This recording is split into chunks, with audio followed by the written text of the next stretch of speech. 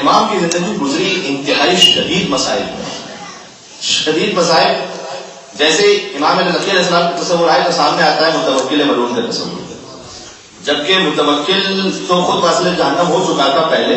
امام کو زہر تو معتز نے دیا، لیکن متوکل کو بنی عباس کا یزید کہا جاتا ہے، اس لیے کہ 17 مرتبہ اس نے کوشش کی کہ قبر امام حسین علیہ السلام کو بسمار کر 17 مرتبہ. اچھا آج جب پڑھتے ہیں نا دعائے اللہم کل ولی حجت الحسن، اسے کیا کہتے ہیں؟ دعائے سلامتی امام زمانہ. کچھ لوگوں کے ذہن میں سوال آتا ہے کہ مولانا ہم کیا دعا کریں ان کی سلامتی کے لیے، ہے نا سوال پڑتا ہے. امام علیہ نبی علیہ السلام سے جواب سن لیجیے. متوکل نے امام کو سامراں میں رکھا تھا اور امام ہاؤس ارسٹ تھے، حضرت بند تھے، اس لیے کہ ان خلفائے بنی عباس کو یہ معلوم تھا کہ حضور نے فرما دیا ہے کہ 12 کا عدد ہے کہ میرے بعد 12 خلفاء آنے والے، اور 10ویں تک بات پہنچ چکی ہے. اور اگر ہم نے اپنے سامنے رکھا 12 تک پہنچ گئے اور 12ویں کو اگر شہید کر دیا تو 12ویں کے بعد تو حجت خدا نہیں ہے. اس پر چونکہ میں جب آیا تھا آج سے 2-2.5 سال پہلے تو تھوڑی سی تفصیل سے بات کر چکا ہوں کہ یہ 12 کا عدد اور اس کے بعد خلفائے بنی عباس کیا کچھ کر رہے تھے، اس لیے اس سال پہلے اس کو مناسب بھی سمجھا کے بات کی جائے. انشاءاللہ کبھی شاید سال آئندہ اگر یہ پھر مجلس ہوئی یا کوئی ایسا موقع ہوا تو میں اس کو بات کروں گا انشاءاللہ کہ 12 کا عدد خلفائے بنی عباس کی نگاہ میں تھا. لہٰذا امام کو قید خانے میں نہیں رکھا تھا، نظر بند رکھا تھا، گھر میں تھے لیکن ہاؤس ارسٹ تھے، تاکہ پھر پتہ چلے 11واں اور پھر 12واں اور 12ویں کو شہید کر دیا. لہذا امام کی زندگی میں کثرت کے ساتھ ایسا آپ ایک لمحے کے لیے تصور کیجیے، اللہ نہ کرے کسی کے گھر میں ایسا سانحہ یوں پیش آئے بار بار. متوکل کے سپاہی آدھی رات کو ہر 1-2-3 دن بعد کبھی فوراً گھروں میں داخل ہو جاتے تھے امام کی. آپ تصور فرمائیے اگر کوئی بہت اپنا بھی آئے آدھی رات کو تو انسان کہتے ہیں کیا اس وقت آپ آتے ہیں. یہ لعین اور ملعون سپاہی یہ امام کے گھر میں داخل ہوتے تھے، امام سے بستر چھین لیا کرتے تھے. امام فوراً ان سے کہتے تھے کہ دیکھو میں مستورات کو ایک طرف کر دوں، پھر میں جو گھر میں دیکھنا ہے.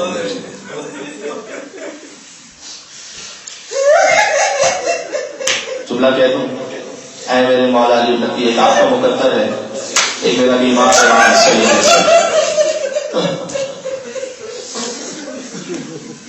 ان کا مقدر. بیویاں ایک خیمے سے دوسرے خیمے اے مولا آپ کی مستورات میں وہاں چھوٹے چھوٹے بچوں میں کسی کو کوئی تماشا تو مارنے والا نہیں ہے. یہ تو سید سجاد جی کا مقدر تھا، کبھی کوئی سکینہ کو دائیں طرف سے تماشا مار دیتا، کبھی سکینہ کو بائیں طرف سے تماشا ہزاروں بہت گریا فرمائیں گے انشاءاللہ. میں امام نقی کے مسائل پڑھنے کے ارادہ رکھتا ہوں. اور ایک طریقہ یہ ہوتا تھا اپنے امام آخر ان کی یوں قدر کیجیے کہ مولا آپ کے قدموں کی خاک پر بھی اگر میں قربان ہونا چاہوں تو میں تو اس قابل بھی نہیں ہوں.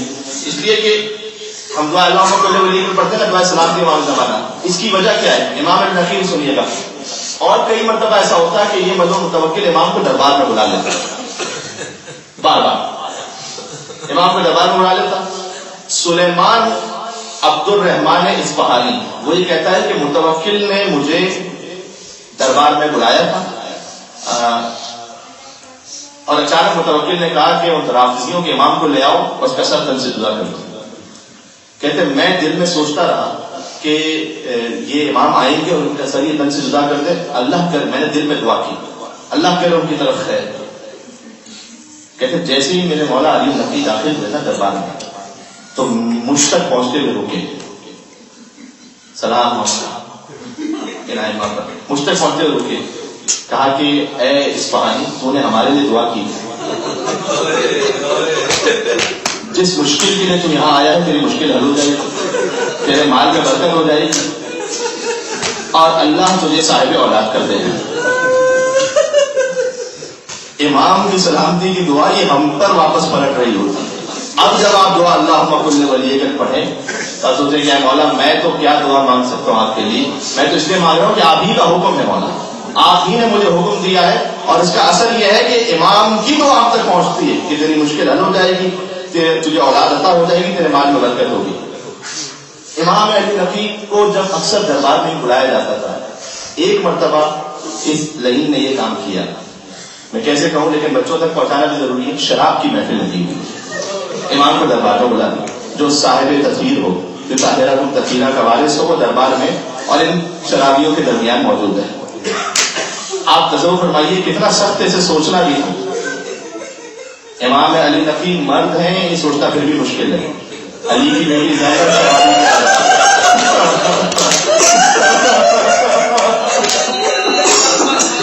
علی کی آیت اللہ برجردی کے سامنے مسائل ہو رہے تھے، ذاکر نے پڑھا دخلت زینب علی ابن زیاد، بیوی زینب ابن زیاد کے دربار میں داخل ہوئی، آگے پڑھنا چاہتا تھا، آگے برجردی نے روک دیا، کیشف پہلے اس جملے پر رونے کا حق تو ادا ہو کہ زینب جیسی ابن زیاد کہتے شرابی کے دربار میں داخل ہو۔ امام علی نقی دربار میں موجود تھے، اس لعین نے یہ کام کیا، کہا کہ آپ بھی نوش فرمائیے۔ ایسا تیری زبان ختم ہو جاتی سے ہاتھ ٹوٹ جاتا۔ امام نے کہا کہ نہیں، ہم ان نجاستوں سے دور ہیں، کہ اچھا کوئی شعر و شاعری کوئی غزل سنا دیجیے۔ امام نے کہا میں ان لغویات سے بھی دور ہوں۔ اس کے بعد امام نے خطبہ پڑھا اس کے سامنے، اور لہجہ امامت کا اثر یہ تھا کہ متوکل جیسا سنگدل تو اس کے دل پر اس وقت اثر ہو گیا۔ یہ کثرت کے ساتھ ہوتا تھا کہ امام کو دربار میں بلایا جاتا تھا۔ ایک اور مصیبت امام کی ہے کہ اس زمانے میں زیارت امام حسین پر پابندی تھی، لہذا لوگ کبھی پابندی پوری ہوتی تھی، کبھی ہاتھ کٹوا کے جانا پڑتا تھا، کبھی پین کٹوا کے جانا پڑتا تھا، کبھی دو شخص آ رہے ہیں تو ایک کو مار دیا جاتا تھا، ایک کو جانے کی اجازت ملتی تھی۔ لیکن سلام حضرت مومنین، نہ انہوں نے نام حسین کو چھوڑا نہ زیارت حسین کو چھوڑا۔ کئی مرتبہ ایسا ہوتا تھا کہ جب دو مل کر ساتھ جا رہے ہوں، ایک کو قتل کر دیا جاتا تھا تو جیسے مارا جا رہا ہوتا وہ کہتا تھا کہ جب جانا تھا مولا حسین کی خدمت میں، تو مولا سے کہنا مولا آپ کا ایک اور زائد بھی آنا چاہتا تھا لیکن آپ کی راہ میں شہید، مولا میرا سلام سے قبول فرمائیے۔ لہٰذا امام علی نقی اس زمانے میں زائرین پر بہت مظالم تھے۔ ایک صحابی تھے امام کے، جو امام تو سامدہ میں تھے، جا رہے تھے، ان کے ایک صحابی، امام نے کہا جب کربلا پہنچنا تو میرا سلام وہاں کہنا اور میرے لیے دعا کرنا۔ کہتے میں آگے بڑھا، راستے سے واپس پلٹ آیا، میں نے کہا اے مولا آپ تو خود حجت ہیں، آپ تو خود حجت ہیں، آپ تو اپنے زمانے کے حسین ہیں، آپ مجھ سے کہہ رہے ہیں کہ میں آپ کے لیے جا کر کربلا میں دعا کروں؟ کہا کہ اے شخص، ظاہری اسباب سے امام کہہ رہے ہیں، اے شخص ہم کربلا اس وقت ان ظاہری اسباب میں وہاں نہیں پہنچ سکتے، لیکن اللہ پسند کرتا ہے کہ کربلا میں اس کے بندے کا نام لے کر اس کے لیے دعا کی جائے، لہٰذا جب تو کربلا پہنچتا تو اپنے امام وقت کے لیے قبر حسین پر جا کر وہاں دعا کرنا۔ لہٰذا کتنے واقعات ایسے ہیں۔ مصر سے زید مجنون چلے امام حسین کی زیارت پر، امام علی نقی کا زمانہ ہے، اور کوفہ سے بہلول دانا چلے، یہ دونوں چلے امام حسین کی زیارت پر کربلا۔ کہتے ہیں کہ جب ہم دونوں وہاں پر پہنچے تو ایک شخص تھا، اس نے روک دیا ہم نے کہا امام حسین کی زیارت پہ جانا چاہتے ہیں۔ کہتے ہیں ایسا ہماری بات کہنے سے منقلب ہو گیا، تلپوں میں گر گیا، شاید وہ خود بھی مومن تھا، کہتے ہیں کہ میرے لیے بھی جا کے دعا کرنا۔ کہتے ہیں ہم دونوں وہاں پر گئے، زید مجنون اور بہلول دانا، ہم زیارت کر کے واپس پلٹے۔ جب ہم واپس پلٹ رہے تھے تو جس نے چھوڑا تھا نا ہمیں پتا چلا کہ متوکل کے سپاہیوں نے اسے مار دیا، وہ قتل ہو گیا، وہ شہید ہو گیا، اس کا جنازہ سامرہ میں۔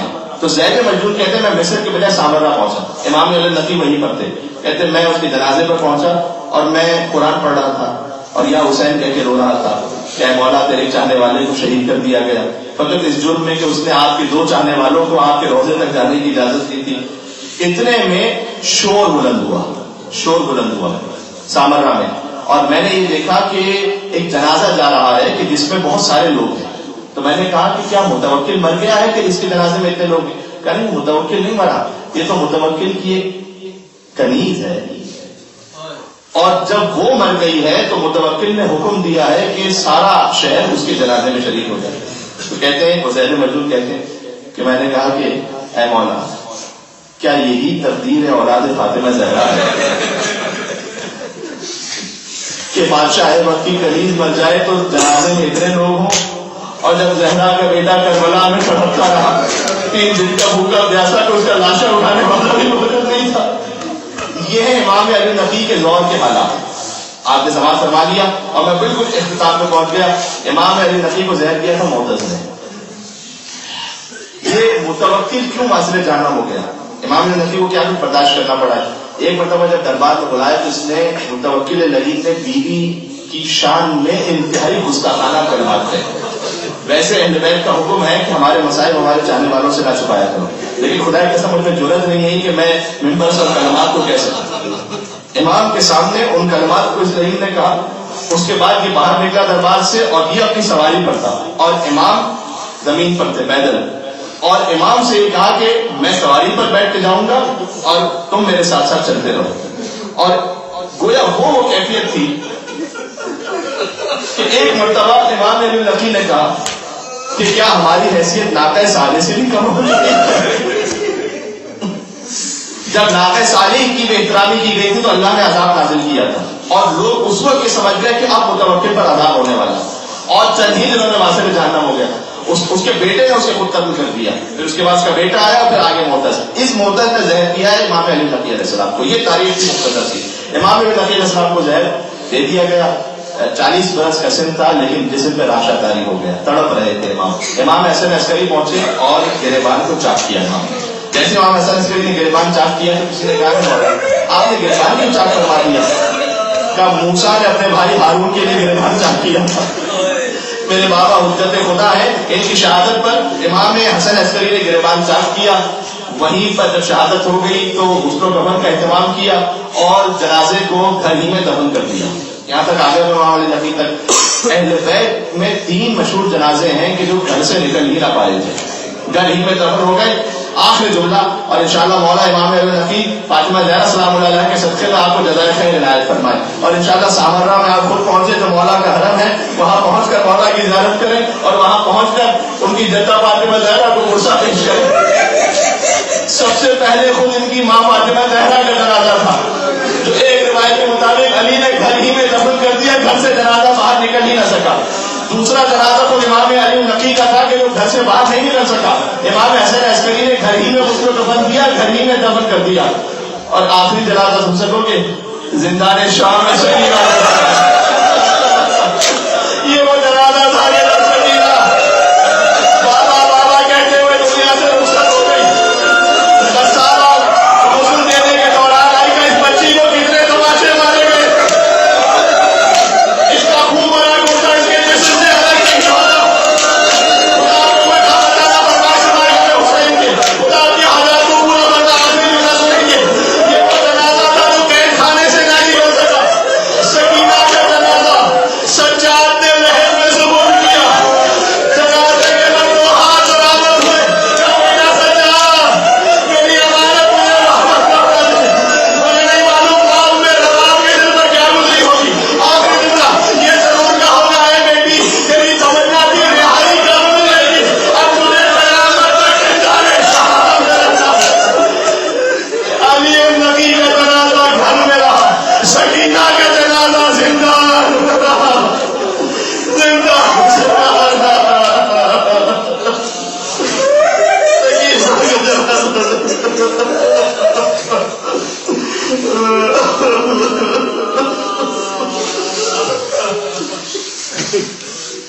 وسيعلم الذين ظلموا على محمد أيام فلم ينقلبون يا أبا الحسن يا علي بن محمد.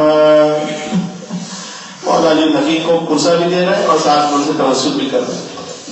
جب سلیمان اصفہانی نے دعا کی مولا کے لیے تو مولا نے پلٹ کر اسے 3 دعائیں دی. اب یہاں دعائیں توسل ماشاءاللہ اتنے مجموعے میں اتنے مومنین یہاں تشریف فرمائے. جب علی نقی کی خدمت میں توسل ہوگا ان کی جدہ ماجدہ کے صدقے میں مولا ضرور جھولیاں بھر کے یہاں سے واپس بھیجیں گے. میری آپ سے گزارش ہے آپ اپنی دعاؤں کو ذہن میں رکھیے گا. اظہر بھائی کی دعائیں صحت کے لیے بھی گزارش ہے اور سب سے بڑی دعا ظہور امام زمانہ اور ساتھ ہی مولا سامرہ کا دربار دیکھنا آپ کا نصیب ہو سکے. آزمین بھی پہنچے، سامرہ پہنچے، کربلا اور نجف پہنچے اور وہاں جا کر آپ کی خدمت میں وہاں سلام پیش کر سکیں، وہاں مسائل پڑھ سکیں. یا علی ابن محمد ایھا نقيا يا ابن رسول الله يا حجة الله ويا خلقه يا سيدنا ومولانا إنا توجهنا واستشفعنا وتوسلنا بك يا الله وقدمناك بين يدي حاجاتنا يا النبي يا وجيها عند الله اشفع لنا يا وجيها عند الله اشفع لنا آخری مولا فرصہ دیتے ہیں یا وجیہا عند اللہ اشفع لنا عند اللہ.